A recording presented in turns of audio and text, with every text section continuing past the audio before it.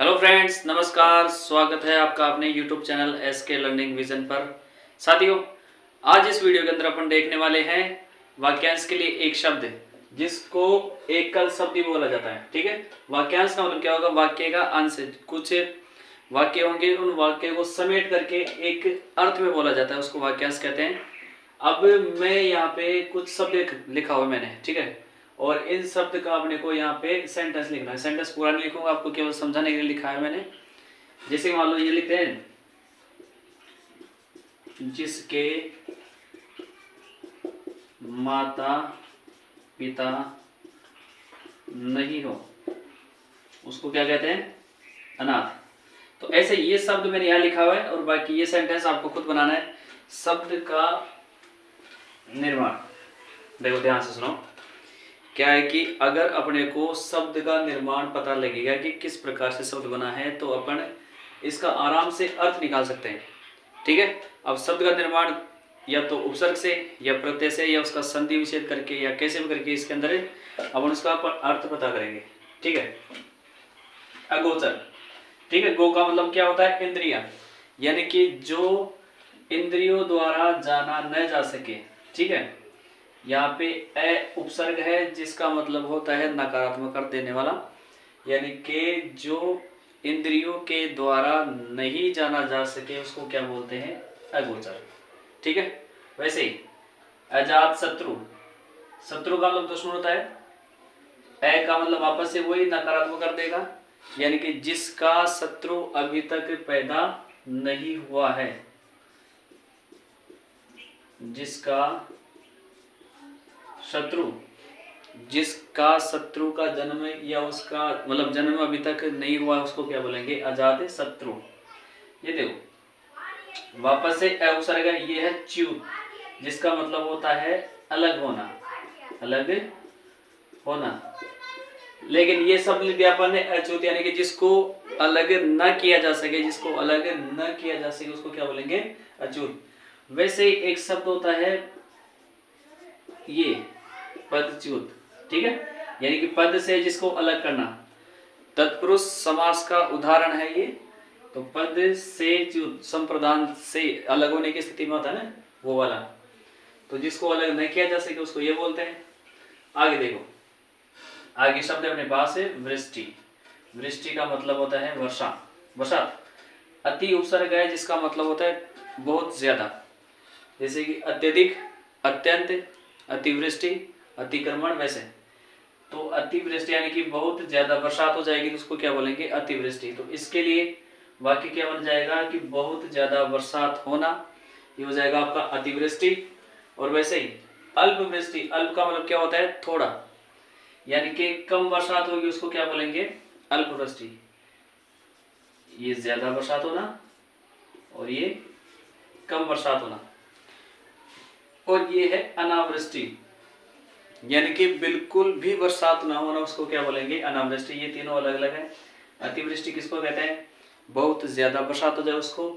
अल्पवृष्टि किसको कहते हैं? कम बरसात हो उसको। और अनावृष्टि बिल्कुल भी बरसात ना हो उसको क्या बोलेंगे? अनावृष्टि। अतिशयोक्ति, ये देखो ये गुण संधि का उदाहरण है अतिशय। अतिशय प्लस उक्ति। उक्ति का मतलब क्या होता है? कथन। उक्ति का मतलब क्या होता है? कथन। जैसे लोकोक्ति होता है, लोक प्लस उक्ति, लोगों के द्वारा कही गई बातें होती है। वैसे यानी कि ऐसा कथन जिसके अंदर किसका भाव हो? अतिशय का। अतिशय का मतलब यानी कि किसी चीज को बढ़ा चढ़ाकर कहने को बोलते हैं अतिशयोक्ति। ये शब्द शुद्धि में पूछा जाता है, ये इंपॉर्टेंट है वर्ड, अतिशयोक्ति होता है। ठीक है, आगे बात करते हैं। तो अध्यादेश, तो इसके अंदर अधि उपसर्ग है, अधि प्लस आदेश। एक ऐसा आदेश जो निश्चित समय तक लागू हो उसको क्या बोलते हैं? अध्यादेश। अध्यादेश शब्द के अंदर अधि उपसर्ग है और अध्यादेश का मतलब क्या हो गया? एक ऐसा आदेश जो एक निश्चित समय तक लागू हो उसको क्या बोलेंगे? अध्यादेश। अथा, था का मतलब गहराई होती है, इसमें ए उपसर्ग है जो नकारात्मक अर्थ देता है। तो अथा यानी कि जिसकी गहराई का पता न हो, जिसकी गहराई का एहसास बिल्कुल नहीं हो सके कितना गहरा है। ठीक है, ओके। आगे बढ़ते हैं। आदित्य का, ठीक है, आदित्य का शब्द के अंदर पहली चीज तो उपसर्ग क्या है इसका, अधि। आदित्य का शब्द का विलोम शब्द क्या हो जाएगा, उपत्यका। अब आदित्य का के अंदर अधि उपसर्ग है जिसका मतलब होता है ऊपर, श्रेष्ठ, ऐसा कुछ करके है ना। तो पर्वत के ऊपर की, पर्वत के ऊपर की समतल भूमि को क्या बोलते हैं, आदित्य का। और पर्वत के नीचे की समतल भूमि को क्या बोलते हैं, उपत्यका।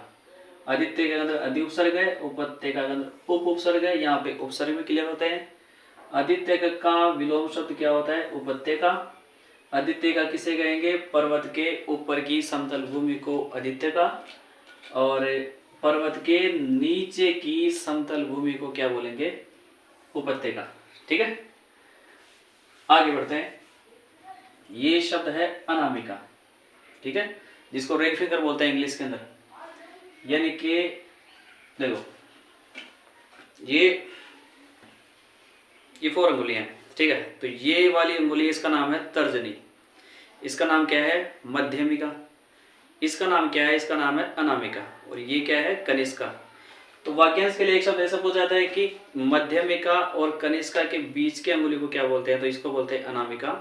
सब अंगुलियों का नाम है, इसको तर्जनी बोलते हैं, इसको मध्यमिका, इसको अनामिका और इसको कनिष्का। ठीक है, तो अनामिका शब्द ये हो गया। अंत्यज, देखो जय का मतलब क्या होता है, जन्म लेना, ठीक है।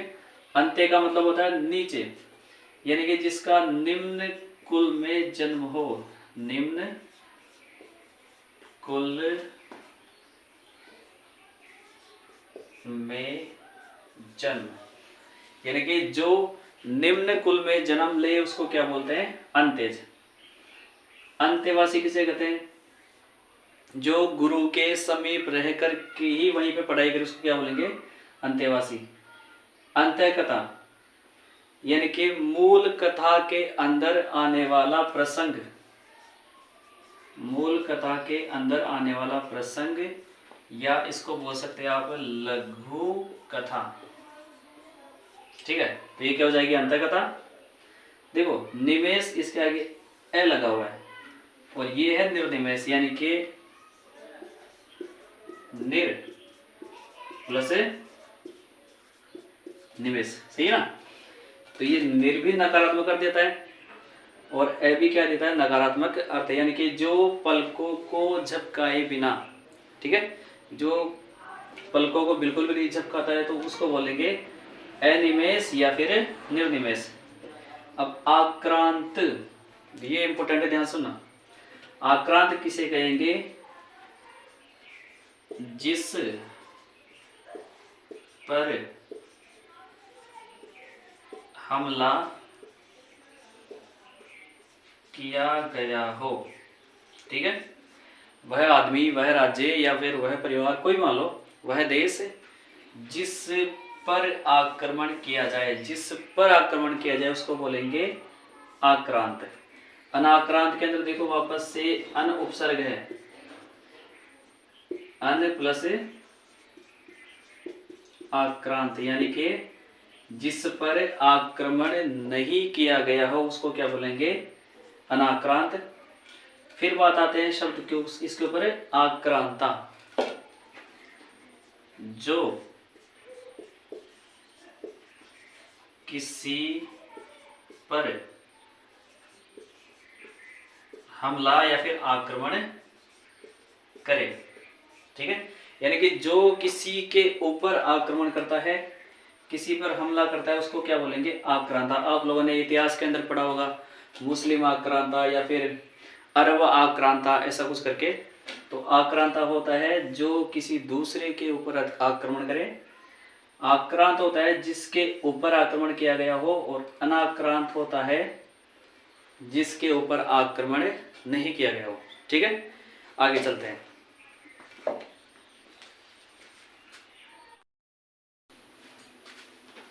चलिए नेक्स्ट आपका कौन सा है, अनार्य शब्द। अब अनार्य शब्द इससे मिलकर बना है अन उपसर्ग से, अन प्लस आर्य। आर्य का मतलब होता है श्रेष्ठ, ठीक है। आर्य शब्द के अंदर भी ये है, अरि प्लस ये प्रत्यय है, इस ये प्रत्यय के प्रभाव से ये आमे बदल गया और बन गया आर्य, श्रेष्ठ। ठीक है, यानी कि जो श्रेष्ठ गुणों से युक्त नहीं हो, अन उपसर्ग है जो नकारात्मक कर देता है ये। ठीक है, तो अनार्य हो जाएगा और ये हो जाएगा जो श्रेष्ठ गुणों से युक्त नहीं हो, इसके अंदर अनुपसर्ग है, आर्य का मतलब श्रेष्ठ होता ही है। आगे बढ़ते हैं, ये शब्द है अज्ञ। देखो ज्ञ का मतलब होता है जानना या जानने वाला, राजनीतिज्ञ राजनीति जानने वाला, संगीतज्ञ संगीत को जानने वाला, सर्वज्ञ अल्पज्ञ, ठीक है, प्रज्ञ, ऐसे सब खूब सारे हैं। तो ज्ञ का मतलब जानना या जानने वाला, और अ उपसर्ग है जो नकारात्मक कर देता है, इसलिए इसको क्या बोलेंगे अज्ञ, यानी कि जो बिल्कुल भी नहीं जानता, बौद्ध टाइप का, जो मूर्ख होता है ना, वैसे जिसको आप एक शब्द और बोल सकते हो अज्ञानी। लेकिन अनभिज्ञ बना है अन प्लस अभिज्ञ। देखो वापस से गे है, इसके अंदर अभी उपसर्ग है, अन भी उपसर्ग है, यानी कि जो किसी चीज से अनजान हो उसको क्या बोलते हैं अनभिज्ञ। अनभिज्ञ किसे कहेंगे, जो किसी चीज से अनजान हो उसको अनभिज्ञ कहते हैं। वे का मतलब खर्च करना, और वे यानी खर्च करने वाला। अब का मतलब फालतू, ठीक है, जो फालतू खर्च करता है उसको क्या बोलते हैं अपव्ययी।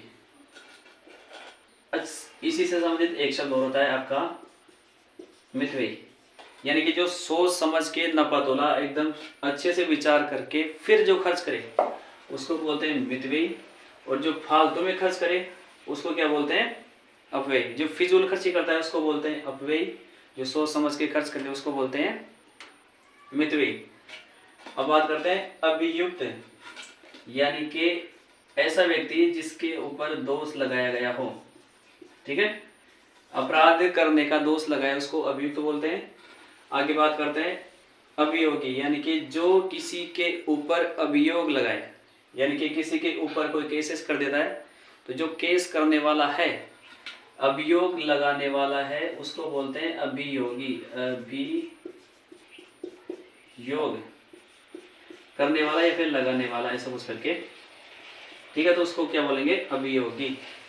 आगे बढ़ते हैं रक्षित, और इसके आगे क्या लगा हुआ है अ उपसर्ग लगा हुआ है, यानी कि जिसकी रक्षा नहीं की गई हो उसको क्या बोलेंगे अरक्षित। यहाँ पे जब क्वेश्चन आएगा तो आपके सामने ऑप्शन में ये भी डाल सकता है वो कि आरक्षित, तो आरक्षित शब्द इसका नहीं होगा, इसका क्या होगा अरक्षित। आगे देखो आसन्न मृत्यु, यानी कि जो मृत्यु के समीप हो, मृत्यु के समीप हो या फिर जिसकी मृत्यु आने ही वाली, उसको क्या बोलेंगे आसन्न मृत्यु। अवैध, यानी कि जो विधि या फिर कानून के अनुसार नहीं हो, देखो अ उपसर्ग है ना, नकारात्मक कर देगा ही, यानी कि जो विधि या फिर कानून के अनुसार नहीं हो उसको क्या बोलेंगे अवैध या फिर गैर कानूनी। जो विधान के अनुसार नहीं हो, विधान के अनुसार नहीं हो उसको क्या बोलेंगे अवैधानिक। आगे बढ़ते हैं अस्त्र, अस्त्र हो जाएगा आपका जो फेंक कर, ऐसा हथियार जिसको अपन फेंक करके चलाते हैं जैसे कि भाला, तो ये क्या हो जाएगा अस्त्र। और अस्त्र के साथ ही एक शब्द होता है आपके पास शस्त्र, ठीक है, शस्त्र जिसको हाथ में रख करके चलाया जाता है उसको क्या बोलेंगे शस्त्र, जैसे कि तलवार वगैरह। अब ये अस्त्र का विलोम शब्द शस्त्र हो जाएगा।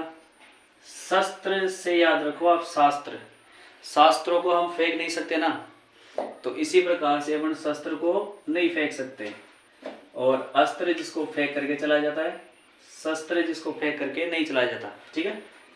असूर्यपश्या, यानी कि एक ऐसी स्त्री जो सूर्य को भी नहीं देख पाती है, सूर्य नहीं देख पाती, एक ऐसी स्त्री जो सूर्य को भी नहीं देख पाती उसको बोलते हैं असूर्यपश्या, ठीक है।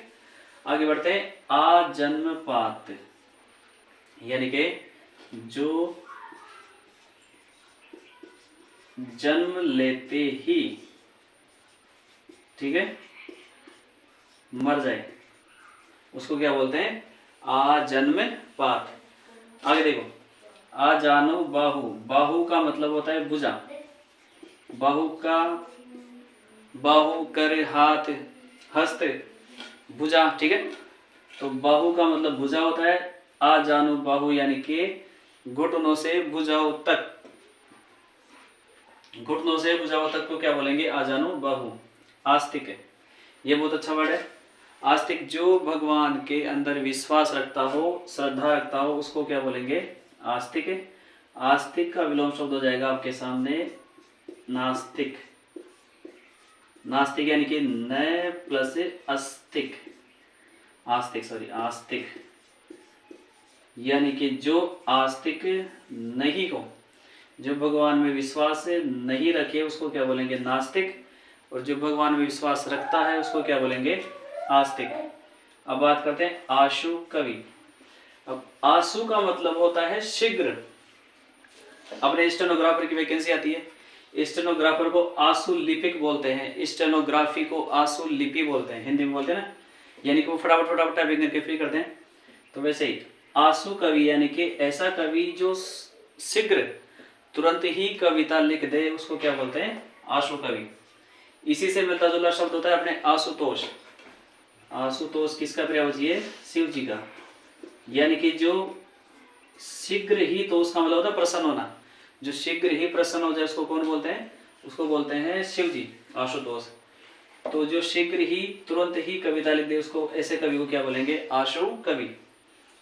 आतिथेय, देखो ये शब्द है अतिथि और इसके ए प्रत्यय लग गया, तो ये ए प्रत्यय के प्रभाव से ये हो गया आ और ये ती थे। ये अतिथि का विलोम शब्द क्या हो जाएगा, आतिथ्य। पहली चीज, जो किसी के घर पे जाए वो तो होता है अतिथि, मेहमान। और जिस व्यक्ति के घर पे कोई मेहमान आता है, कोई अतिथि आता है, उसको क्या बोलेंगे, आतिथेय। यानी कि घर आए मेहमान या अतिथि का सत्कार करने वाले को क्या बोलते हैं, आतिथेय। एक आपाद मस्तक, पाद का मतलब होता है पैर, मस्तक का मतलब सिर, यानी कि पैर से लेकर के सिर तक को मिला के क्या बोलेंगे उसको, आपाद मस्तक। अब बात करते हैं इंद्रियातीत, ये दीर्घ संधि का उदाहरण है। इंद्रिय प्लस अतीत, यानी कि इंद्रियों से भी क्या है, परे। कोई चीज इंद्रियों से परे हो उसको क्या बोलेंगे, इंद्रियातीत।